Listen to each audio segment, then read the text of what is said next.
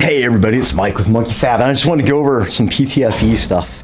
A lot of people have trouble with the smaller PT. It's funny, with the AN hoses, the braided rubber stuff, people have trouble with the biggers. The bigger it gets, like the 16 and the 20s, they become kind of difficult to get joined. Whereas with the PTFE, it's the opposite. It's the 6 and the 4 that gives people trouble because, really because it's the nut and how the olive and it all goes together. So basically, you guys know that the PTFE line has the PTFE, which is some kind of Teflon tubing that goes inside, and then it's wrapped around with braided stainless steel and nylon to kind of make it look nice and hold it all together.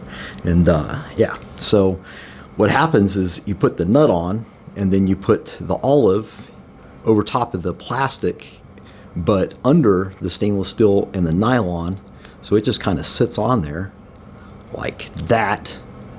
And then what happens is once this tube goes in, it pushes it, it's the clearance, it's an interference fit on the inside of that Teflon because of the space. They do math and stuff, so it squishes it. So as soon as it's in, it's pretty much sealed. You just need some clamping force to keep it from launching off the end, and that's what we're gonna do.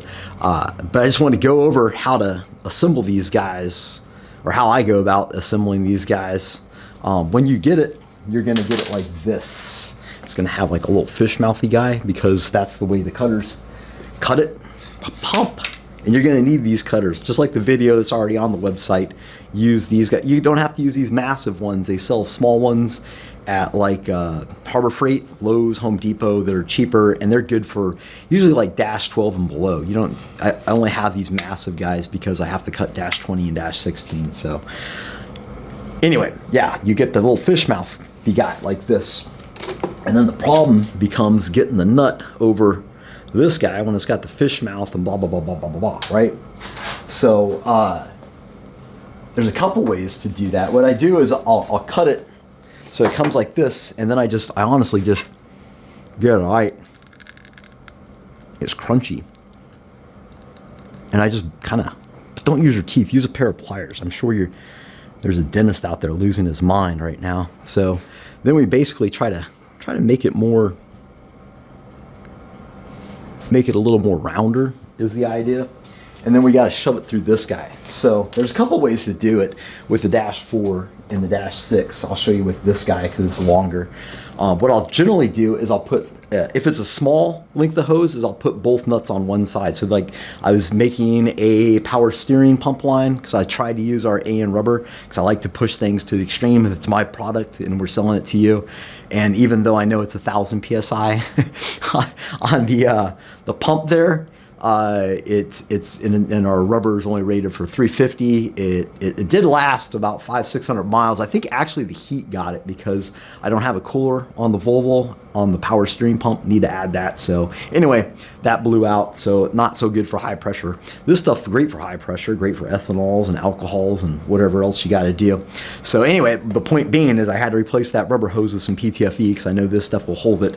And what I did is I just took shrink wrap and I just shoved it over the end and heated it up, which kind of sucked it all in, which made it easy to get both nuts over this thing. The other way you can do it is just take some tape and you just kind of do like a cone. You want to tape it on there kind of as tight as you can, and as you're going towards the end like this, see I'm using my finger to create resistance there, kind of suck it all in, and I'm just walking it over the end nice and thick, and then you get like a nipple, right? Like a little cone. Boop. And that's the other way to use old Tortco. But any good lubricant, even just regular motor oil, will probably work. This stuff is super viscous. It's so goopy. Once you get it on your finger, it's not coming off anytime, which makes it hard because then your hands get all slippery, right? So you gotta pay attention, boys and girls. So we're just gonna put one in on this guy. So we got the guy taped up nice and tight like that. I'm gonna take some of the goop, the red goop, and we're just gonna lube this guy so that it won't get stuck up on our tape as it's sliding over. Just a little dab, bloop, will do you like that. I know sound effects always help too. And then what we're going to do is the same thing with our nut. See how it's got a flare? It's got the flare on the end. Bam, like that. So we just, again, a little goop in the flare. I like to throw a little goop in the threads because I think, hey, it can't hurt to have a little lubrication when aluminum and aluminum are screwing into each other, even though it's anodized. And then we're just going to put it flare in out on our vise. So if you're a poor person or you come from poor people like I do, then what you can do is just take a piece of aluminum flat sheet and just bend it. These are my soft vise. I know they have fancy little holders and stuff, but this has worked for me for many years. So I get this guy in my vise, and you don't want to crush it. You just want to kind of snug it down so it doesn't move easily because you're going to add force. I usually throw on some gloves just so I get a little extra grip, because by now the red goop is usually all over my fingertips. And we'll just shove this in through, which it takes some patience, guys. It's not easy. It's not easy. Oh, see what I said? See what I said? So I just kind of give it as little force as I can on this clamp, because what's happening is you're actually it's aluminum. You will smash this nut if you're overly aggressive with adding force to it. And then we just kind of twist it and push it in.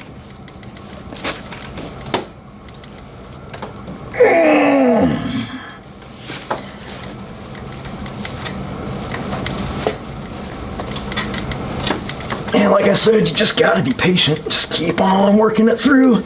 Give it a little rotation. And then once it's through, like I said, I'll do this on both. So I'll do this on both so that if I'm doing like a short line, I'll just put one on the opposite way and one on the other way. If it's a long line, you don't want to run that nut all the way through your line. Then you're going to have to do both sides. But that's where we're at. So we got our line, and we just want to put the end here. So what I usually do is I'll just cut it off again.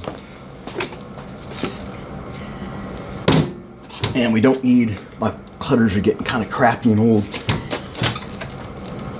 All right, so we'll just stick this guy through here. Just cut this whole tape end off. And we're right back to where we started from. I'll peel that little piece of tape off of there so there's no tape. All right, just like this. Okay, and our nut on our line.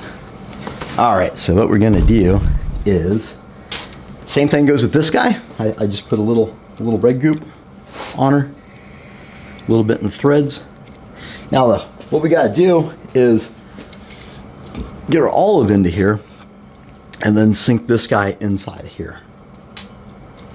So what I'll usually do is I'll take this guy, I'll bite it, kind of get it semi-round, roundish, more roundish, okay? But don't bite it, because I don't want dentists calling me. So use a pair of pliers. And then I just kind of lay this guy in at a 45, and I just push down a little bit, and that gives me a nice round in so I can work the actual tube in. And I do that every time. I just stick it in there to make sure we got it. And cool, now we're ready for our olive to go over the Teflon. So what we're gonna do is we're just gonna peel this guy back a little bit. Again, with the gloves, this time not for grip, but so you don't stab yourself with little tiny stainless steel wires. It's never fun. That's never fun, but you're gonna do that. You've probably already done that like 6 times, and that's why you're watching this video. I've been there, it's okay, it's all right. All right, so now we got our braid peeled back a little bit and our tube in there. So what I'm going to do is put our olive over top of this guy, just like this. And what you want to do is make sure that the olive is seated all the way. So hopefully you guys can see in there, and you'll see that the Teflon is all the way at the bottom of the groove inside of the aluminum olive, that it butts right up against that. Now what you want to do right now is you're just going to start walking this guy in there, and it is righty-tighty. So we're just going to righty-tighty and pull this up so we kind of start catching our olive and our Teflon and all that good stuff. What you want to do now is push this guy in here. Just make sure you're nice and lined up. You had the lube on it, and it should just push right in. There we go. So what that's done is it's pushed out that Teflon. It's that interference fit we talked about earlier. And we're just going to take, and I'm going to throw this guy right into the vise one more time in our cheap aluminum soft jaws.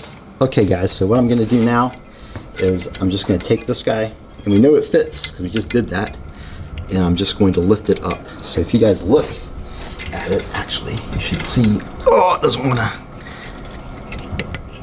come on, baby. There we go. All right, so now we got the Teflon. Notice the Teflon is still all the way up on that nut, but we don't see, all we see is this furry nylon stuff and stainless, and that's gonna get caught up in our threads and destroy our fitting. So we don't want that. We want to sink this guy a little bit. So remember that this is going to screw in counterclockwise. We're just going to pull down and pull oh, wrong way, Mike. There we go. Just pull down and turn counterclockwise as you pull down, and watch. See what happens there? See those threads start to pop up?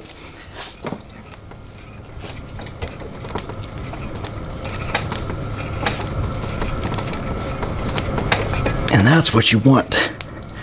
Now we can just throw our our fitting back in. What you want to do is you want to check to make sure that the Teflon, as you're pulling down and turning counterclockwise, is the Teflon inside the olive is going to want to start to pull away from it.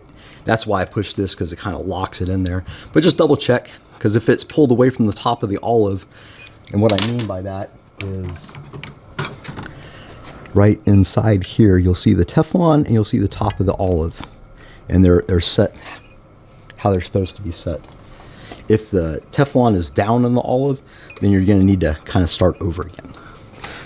Once you got her down and you can see some threads, then what you want to do, just put your fitting in, boop, like that, and just keep on screwing down and turning until you feel the threads catch, which they have. Now all you gotta do is snug it down.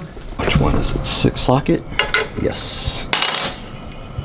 And you don't have to kill these guys. You just want to snug it down.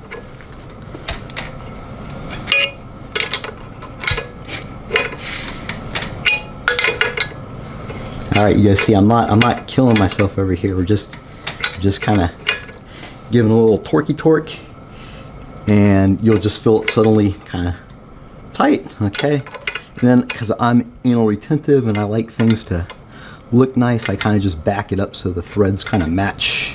There we go, the way they were before. And now you got a fully assembled end. Nice and easy, didn't have to fight too hard. Sorry about the scratches, this is an old fitting. But yeah, so that's how you do it. It's the same way with number 4. Sometimes if you want to, you can kind of wrap it like this when you're shoving it through the nut, and kind of give it a little wiggle, and just that wrap right there kind of gives you a little better grip on the hose itself. So that's the hard way. If you're really struggling, just do the old shrink wrap tube. Super easy, but the tape method will work just as well. So that's it. Hopefully that helps you guys out.